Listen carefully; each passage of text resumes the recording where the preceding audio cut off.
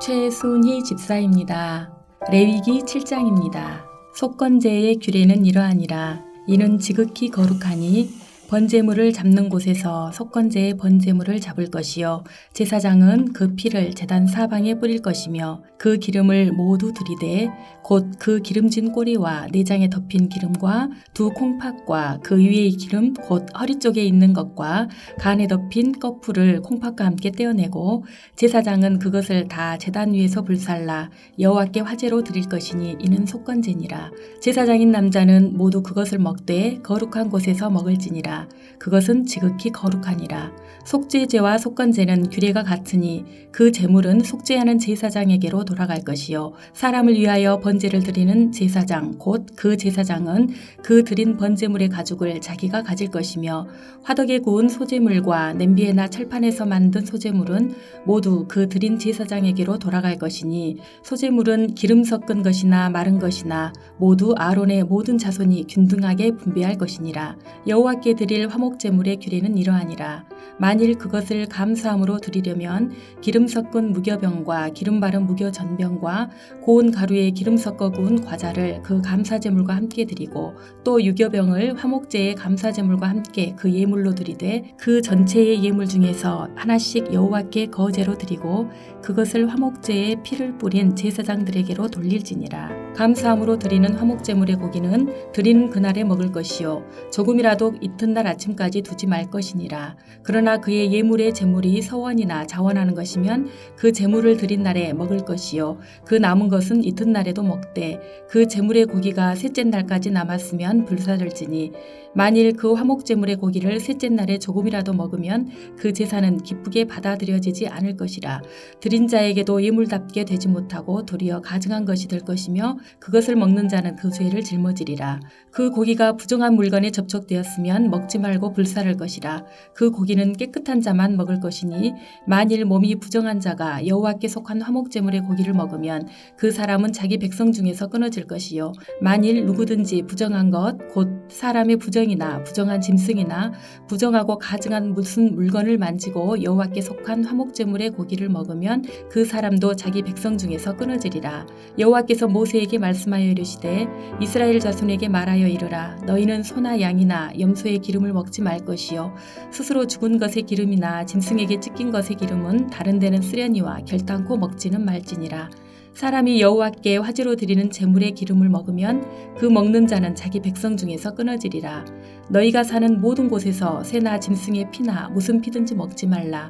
무슨 피든지 먹는 사람이 있으면 그 사람은 다 자기 백성 중에서 끊어지리라. 여호와께서 모세에게 말씀하여 이르시되 이스라엘 자손에게 말하여 이르라. 화목제물을 여호와께 드리려는 자는 그 화목제물 중에서 그의 예물을 여호와께 가져오되 여호와의 화제물은 그 사람이 자기 손으로 가져올지니 곧 그 제물의 기름과 가슴을 가져올 것이요 제사장은 그 가슴을 여호와 앞에 흔들어 요제를 삼고 그 기름은 제단 위에서 불사를 것이며 가슴은 아론과 그의 자손에게 돌릴 것이며 또 너희는 그 화목제물의 오른쪽 뒷다리를 제사장에게 주어 거제를 삼을지니 아론의 자손 중에서 화목제물의 피와 기름을 드리는 자는 그 오른쪽 뒷다리를 자기의 소득으로 삼을 것이니라. 내가 이스라엘 자손의 화목제물 중에서 그 흔든 가슴과 든 뒷다리를 가져다가 제사장 아론과 그의 자손에게 주었나니 이는 이스라엘 자손에게서 받을 영원한 소득이니라. 이는 여호와의 화제물 중에서 아론에게 돌릴 것과 그의 아들들에게 돌릴 것이니 그들을 세워 여호와의 제사장의 직분을 행하게 한 날 곧 그들에게 기름 부은 날에 여호와께서 명령하사 이스라엘 자손 중에서 그들에게 돌리게 하신 것이라. 되도록 영원히 받을 소득이니라. 이는 번제와 소제와 속죄제와 속건제와 위임식과 화목제의 규례라. 여호와께서 시내 광야에서 이스라엘 자손에게 그 예물을 여호와께 드리라 명령하신 날에 시내 산에서 이같이 모세에게 명령하셨더라. 하늘에 계신 우리 아버지여, 이름이 거룩히 여김을 받으시오며 나라가 임하옵시며 뜻이 하늘에서 이룬 것 같이 땅에서도 이루어지이다. 오늘날 우리에게 일용할 양식을 주옵시고 우리가 우리에게 죄 지은 자를 사하여 준 것 같이 우리 죄를 사하여 주옵시고 우리를 시험에 들게 하지 마옵시고 다만 악에서 구하옵소서. 대개 나라와 권세와 영광이 아버지께 영원히 싸움나이다. 아멘.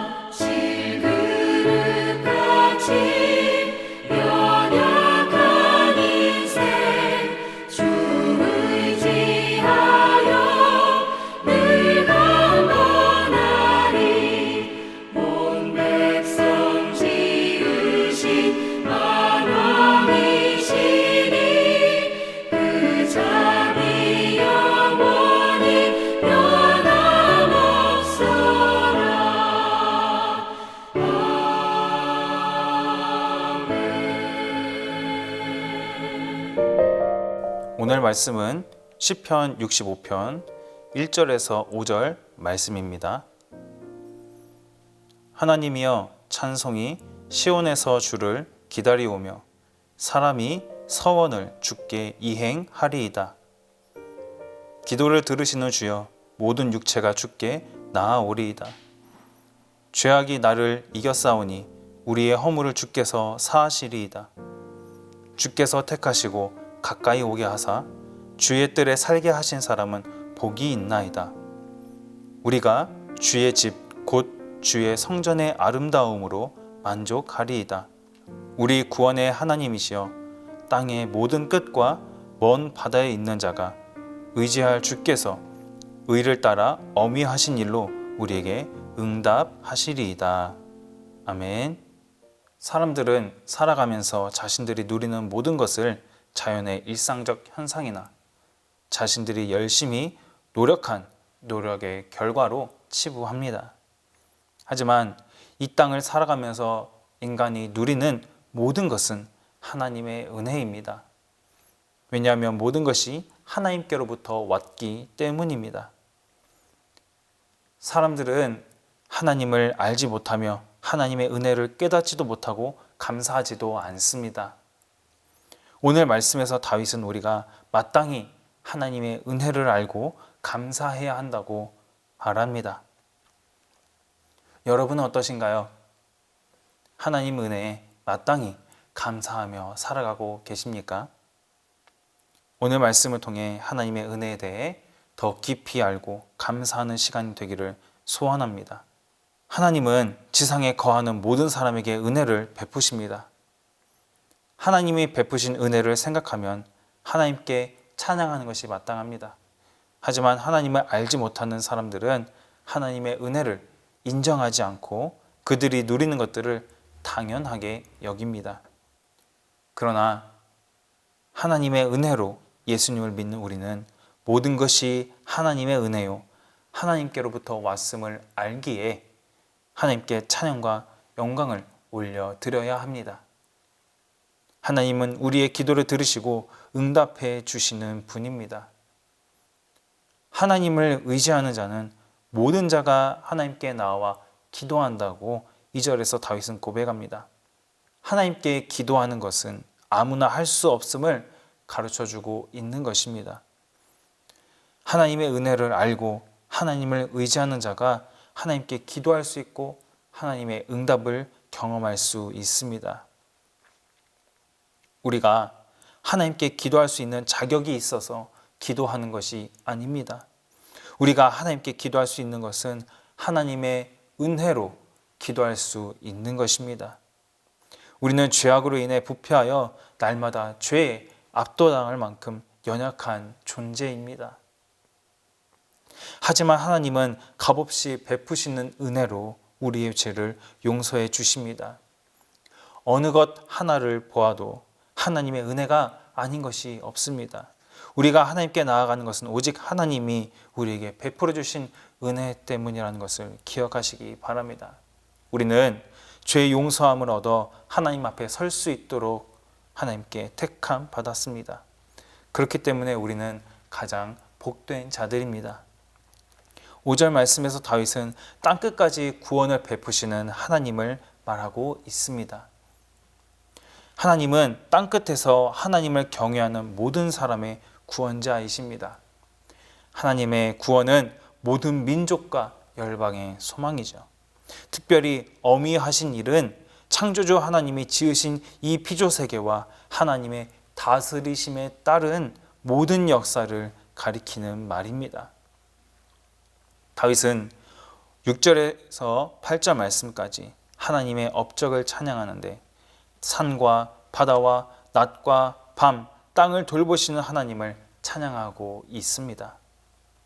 세상 천지 만물을 말씀으로 창조하셨을 뿐만 아니라 세밀하게 모든 피조물들을 운행하시고 다스리시는 하나님은 전능하신 하나님이십니다. 우리는 하나님의 말씀으로 창조하신 피조세계와 하나님께서 운행하시는 질서를 통해 세밀한 분이심을 알 수 있습니다. 세밀하게 우리 인간을 비롯한 피조물을 돌보시는 하나님은 인격적이시며 사랑과 은혜가 풍성한 분임을 알 수 있습니다. 계절을 따라 변화하며 맺는 과실과 한치의 어그러짐도 없는 세상을 보면 항상 겪는 일상이지만 기적이라고 말할 수밖에 없습니다. 그 가운데에서 창조주 하나님의 능력을 볼 수 있는 것이죠. 시인은 놀라운 창조의 질서를 이루신 하나님이 우리의 구원자이시며 우리에게 응답하시는 분이라고 소리 높여 고백하고 있습니다. 하나님이 주시는 은혜를 당연하게 생각하는 것이 아니라 시인의 고백이 우리의 고백이 되기를 소원합니다. 자연세계는 하나님의 놀라우신 창조세계를 자랑합니다. 자연을 통해 우리는 하나님의 위대하신 창조의 능력을 경외감으로 보게 됩니다. 9절에서 시인이 말하는 것처럼 하나님을 땅을 돌보시고 물을 주신다고 말합니다. 하나님께서 땅을 돌보시는 것은 우리 인간에게 풍성한 곡식을 주시기 위해서입니다. 우리 피조물을 위해 양식이 될 곡식을 돌보시는 하나님을 통해서 사람을 향한 깊은 사랑을 느낄 수 있습니다. 하나님은 예수님을 믿는 사람들을 위해서만 곡식을 돌보시는 분이 아닙니다. 하나님은 하나님을 섬기지 않고 예수님을 믿지 않는 사람들에게도 우리와 똑같이 은혜로 함께 하십니다. 사람들은 하나님의 은혜가 아니면 결코 풍성한 양식을 얻을 수 없습니다. 밭고랑과 이랑의 복을 주시고 해마다 사람들에게 풍년을 허락하시며 곡식뿐만이 아니라 12절 말씀을 통해서 알 수 있듯이 양들이 풀을 뜯는 들의 초장에도 하나님의 은혜가 미치는 것을 알 수 있습니다. 그리고 하나님의 은혜로 초장에는 양들이 가득하고 골짜기는 곡식으로 덮여서 하나님의 은혜를 누리는 모든 이들이 즐거이 외치고 노래한다고 시인은 본 시편을 마무리하고 있습니다. 우리는 살아가면서 얼마나 하나님의 은혜를 풍성하게 누리며 살아가는지 다시 한번 돌아봐야 합니다. 하루하루 우리의 삶에 힘과 영향을 공급하는 음식, 그것들이 생산되는 데 있어서 하나님의 다스리심이 얼마나 결정적인지 오늘 말씀을 통해 보여줍니다. 사계절이 뚜렷한 우리나라와는 달리 건기와 우기만 있는 이스라엘에서의 비 내림은 하나님의 다스리심을 보여줄 수 있는 가장 적절한 복이라고 할 수 있습니다. 시인이 고백한 것처럼 하나님께서 창조 질서에 따라 내려주시는 비와 돌보시는 손길 덕분에 사람들의 생명이 이어지는 것입니다. 이로써 하나님의 임재는 예배 드릴 때뿐만이 아니라 하나님의 지신 피조세계와 일상적인 순간에서도 우리가 깨달을 수 있는 것입니다. 이 땅에서 우리가 누리는 모든 것들은 다 하나님의 은혜의 결과입니다. 하나님은 그리스도를 통해 인간의 죄를 용서해 주시고 말할 수 없는 은혜를 베풀어 주십니다. 하나님의 은혜를 누리며 살아가는 우리의 일상은 하나님을 찬양하는 예배의 장소이며 우리는 하나님을 예배하는 예배자가 됩니다. 하나님의 은혜를 누리며 살아가는 우리가 하나님께 할 수 있는 것은 그저 감사하며 하나님의 은혜와 영광을 영원히 찬양하는 것입니다. 그래서 오늘도 우리와 은혜로 함께 하시는 하나님을 찬양하며 하나님이 주시는 은혜를 감사로 풍성히 누리는 하루가 되기 바랍니다. 기도하겠습니다. 사랑과 은혜가 풍성하신 하나님 감사합니다. 오늘 시편에서 시인은 우리가 누리는 모든 것이 하나님께로부터 왔고 하나님의 은혜이라는 것을 말씀하고 있습니다. 시인은 우리가 누리는 모든 것들을 돌보시고 운행하시는 하나님께 영광 올려드려야 한다고 말하고 있습니다. 저희가 누리는 이 모든 것들을 하나님 당연히 여기지 않도록 하시고 오직 하나님께로부터 왔음을 기억하며 모든 것에 하나님 앞에 감사드리는 삶을 살 수 있도록 하나님 함께하여 주옵소서. 우리가 먹는 양식과 따뜻한 햇살 그리고 계절의 변화 이 모든 것들이 다 주님의 은혜임을 기억하게 하시고 우리가 살아가면서 자연을 통해서 하나님 앞에 감사할 수 있도록 주님 함께하여 주옵소서. 세밀하게 돌보시는 하나님께서 오늘도 우리와 함께 하심을 믿습니다. 오늘도 하루를 살아가면서 하나님 앞에 감사함으로 살아갈 수 있도록 주님 함께하여 주옵소서. 모든 것에 감사드리며 예수님 이름으로 기도드립니다. 아멘.